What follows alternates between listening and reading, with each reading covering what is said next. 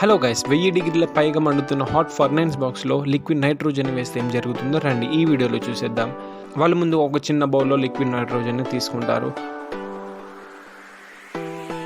ఆ తర్వాత 1000 డిగ్రీల పైగా మండుతున్న హాట్ ఫర్నైన్స్ బాక్స్లో ఈ లిక్విడ్ నైట్రోజన్ని అందులో వేస్తారు. అప్పుడు ఆ రియాక్షన్ ఏం జరిగిందో మీరే చూడండి.